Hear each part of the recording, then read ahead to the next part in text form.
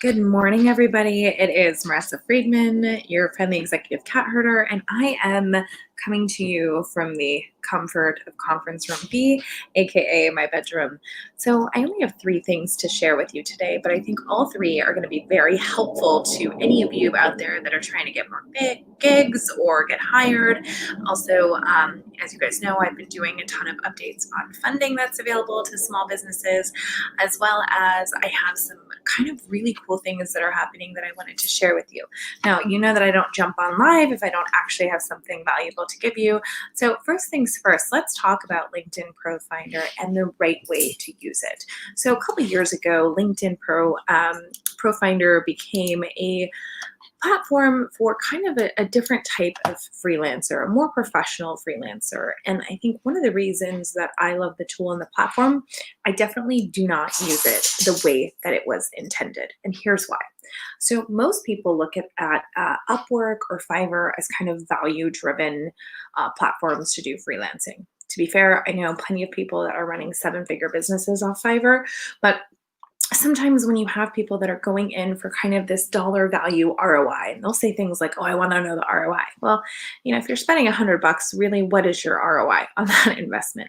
So, LinkedIn Pro Finder is a tool that you can use. Maybe if you just do consulting, side consulting, or maybe you're really kind of looking to round out your freelancer or gig-based portfolio. So, I'm going to give you a couple of things to do and kind of go over the platform with you and also give you an opportunity to see, hey, how can I use this platform to my advantage, right? Because that's what it's really all about. So in kind of the platform, there's two ways to look at this service, and I'm going to go ahead and drop this in the comments. But what we know is when you look at something like LinkedIn Pro Finder, what we're really trying to establish is either you want to get help from a freelancer, maybe you need website help or you need branding or marketing. So this is kind of the platform and the interface. I've gone ahead and dropped the link in the comments should you desire it. But really, if you're looking for a specific type of service, you can go in here and find people in the area. So let's just go through this process. Say we needed someone for public relations. We're going to go ahead and click that. And throughout this process, it's going to give you, hey, here's some people in San Diego that have registered. So the cool thing is you can specify a location. So if you have a market specific question, you can use the tool to do that. And you can kind of see all of the different types of people and roles that are here. If you actually want to get proposals, you'll click that link. And what ends up happening is a window will open that will allow you to again, what type of PR consulting? So say, hey, I need some social media based PR.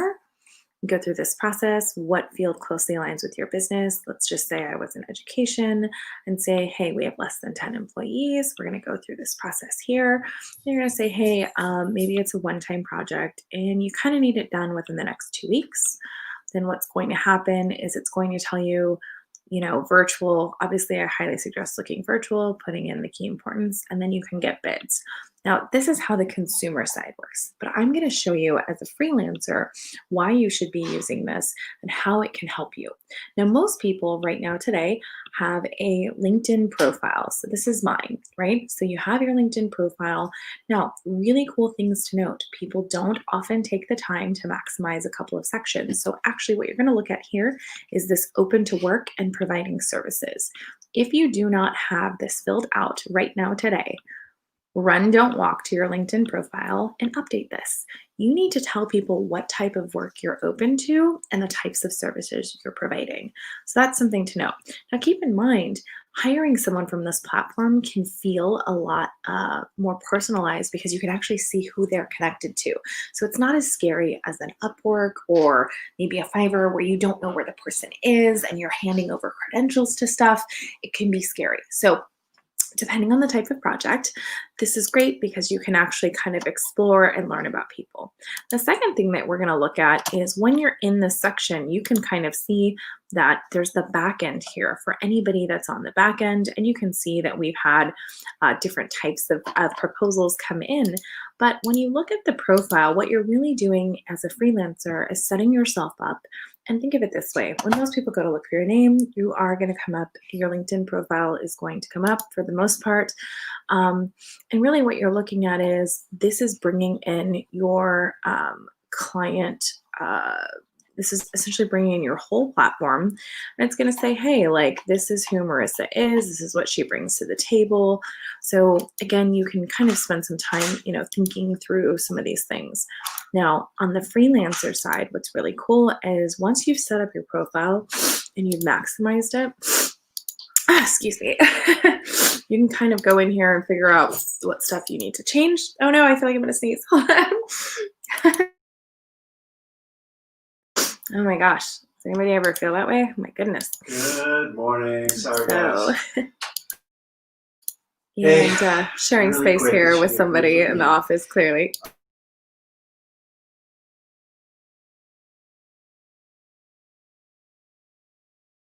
So here's where you're going to set up your services and your questions and your account. I'll really, really simple. Basically, this was so.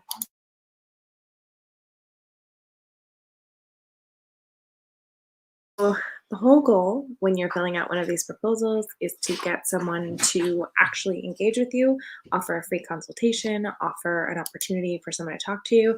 Then if you get stuck, you can go in here and look at your profile and figure out everything.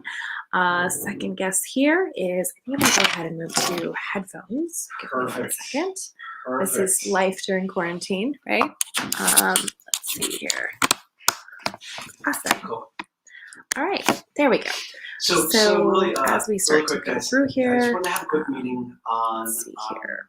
Perfect. Really, we're going to go OpEx. here.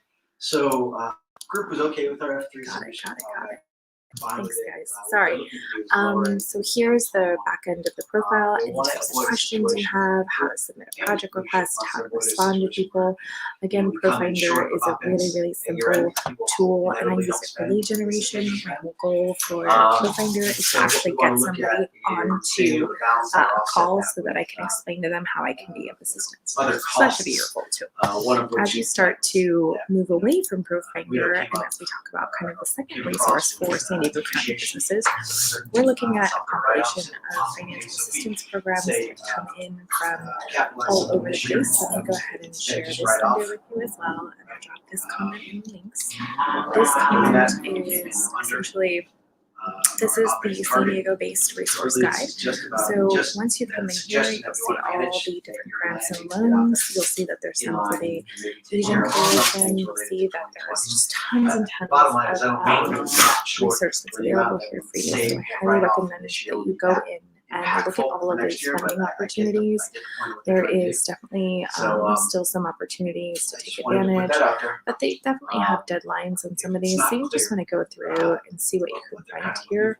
I also highly recommend that if you go back to the business and employers page, that you can get some of this information. Again, I shared this yesterday. Here's all of the information that's here. And if you go look at this resource flyer, what is here is really just a ton of information for you from business briefings, just different things that are available to you if this is something that is of service. Again, the main purpose of me sharing this is to go over the funding opportunities. So when you're back on this page, you can look here around the small business stimulus grants. You can look at application instructions, what you need to spend, and really what the grant award information is. So it's pretty simple.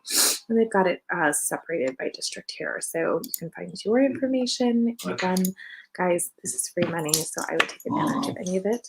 And then kind of the last piece that I wanted to touch on today, which is kind of exciting for me, is talking a little bit more. Some of you guys have been seeing some of the brand sync messaging. We just launched a Facebook page, Sarah Pugh and I, kind of two sides of one coin. She does sales and I do marketing. I have this small business program that I had been working on for a year, and we kind of got a chance to push it over the edge. Sorry about that, Mary Ellen. Yes, a little bit. We're sharing space right now.